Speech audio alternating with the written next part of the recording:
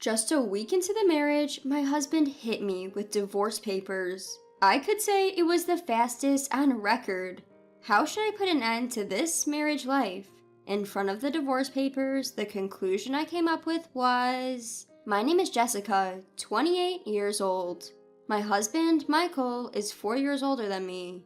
We were coworkers at the same work. Michael is well-educated, handsome, and highly competent at his job. His reputation among our colleagues is excellent, especially amongst the female staffs. He was considered a catch. Michael is so charming today as usual. Absolutely. Even when I make a mistake at work, he never gets angry but gently corrects me. Why is he so kind? The woman who marries such a man must be equally wonderful. His popularity echoed throughout the office, and at first, I was one of those women. I'm not especially beautiful, nor am I the type to take the initiative with men. On the contrary, I'm a shy person who follows my boss's instructions without any objections. So when he, who is far and away the most popular guy, asked me out, I was taken aback. Why me, when so many other women in the office were after him? I felt mysterious, but of course, there was no reason to refuse. After a year of dating, he proposed to me at a lovely restaurant with a beautiful city view. It was the moment my mundane life dramatically changed. A few days later, I was introduced to his mother, and I realized tearfully, I'm really going to marry this man. My first impression of my mother-in-law was a friendly and kind woman. She smiled warmly at me being nervous and started a conversation. Nice to meet you. You must be Jessica. Yes. Nice to meet you. I always appreciate Michael's help. Haha, don't be so nervous. I'm sorry. It's my first time in such a situation. My son's wife is such a cute lady. I'm also happy. Michael, you found a good woman. To my mother-in-law's words, my husband happily replied, right? I felt so blessed to become a part of this wonderful family. I genuinely thought so. As the wedding discussions progressed and the date of getting married was set, my husband confessed something to me. Jessica, I've been meaning to tell you that my mom is actually frail. What? Really? She seemed fine when we met before. I guess she was just trying to show her best in front of you. Normally, she barely leaves the house. I see. Did we push her too hard? No, she's fine. But there's something I'm a bit worried about. When I asked my concerned husband, what is it? He seriously asked me, Jessica, I beg you, please live with me at my parents' house. What? Why all of a sudden? I can't leave my frail mother alone. I know it might be a burden, but I can't stand to leave my mom living alone anymore. Michael. Looking at him begging sincerely, I felt torn. At the same time, I was happy seeing him loving and honoring his mother. I'd be lying if I said I wasn't anxious. But surely I can get along well with that wonderful mother. I willingly agreed, saying okay, and decided to accept living together. Subsequently, after a discussion with my husband, I chose to resign from my job because of our marriage. At home, I'll take care of all household chores and look after my mother-in-law. I had initially planned to continue working after marriage, so I was a bit confused at first, but I saw this as a good opportunity.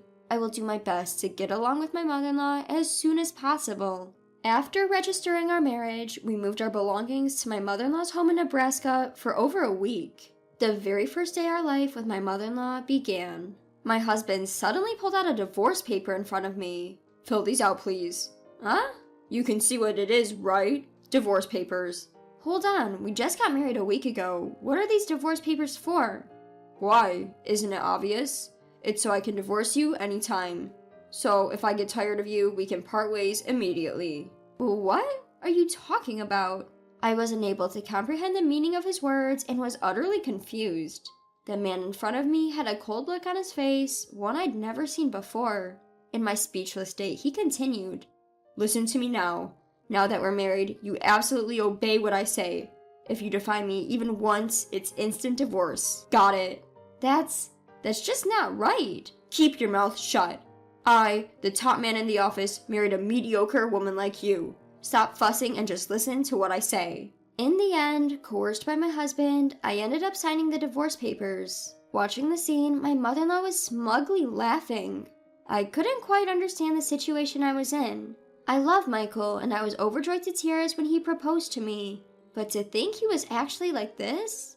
He must have deliberately chosen me from among the many female employees because I seemed meek and wouldn't resist. He chose his marriage partner to make her his puppet. Did I really make the right decision in marrying him? Before I knew it, a crazy marital life had started. As a housewife, my daytime life became one-on-one with my mother-in-law. And to me, my mother-in-law nagged almost every day. What is this? Is this supposed to be my lunch? It's ginger pork and potato salad. I hate ginger, and I only eat macaroni salad.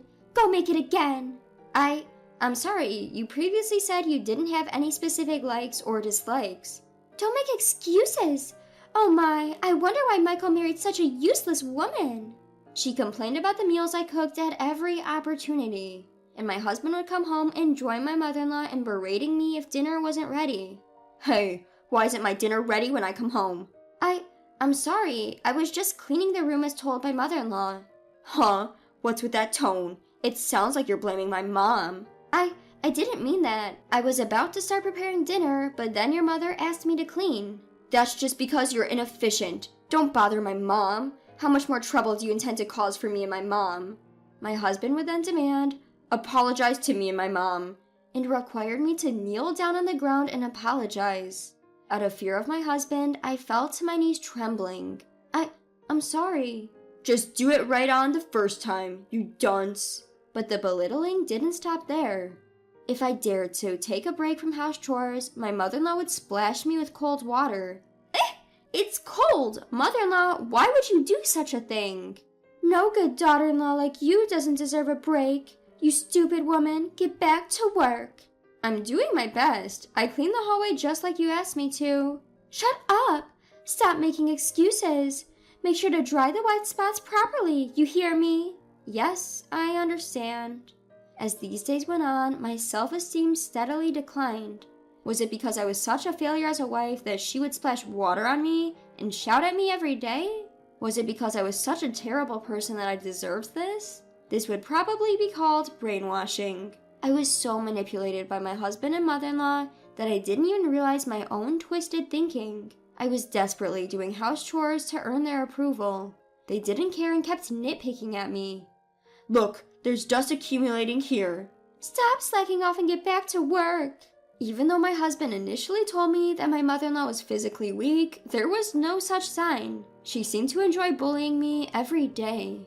In retrospect, living together with my mother-in-law was probably a lie my husband made up to make me a convenient housemaid.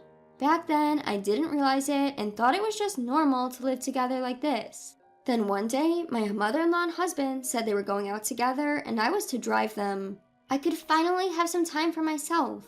As I was thinking this, Mrs. Miller, a friend of my mother-in-law who lives nearby, came by. As soon as she saw me, she asked in a serious tone, Hey Jessica, are you okay? Huh? What do you mean? I saw Michael and Martha yelling at you when you were getting in the car earlier. I heard Martha's loud voice when I passed by your house before. I've been worried about you. It seems she had noticed that I was being belittled. That's why she came to talk to me while my husband and mother-in-law were away. Jessica, are you okay with this? I'm really worried about you. You've been looking more and more worn out since you got married. That's because I'm a failure as a wife. What are you talking about?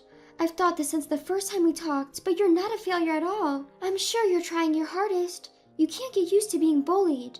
Saying this, she seemed to tear up for some reason.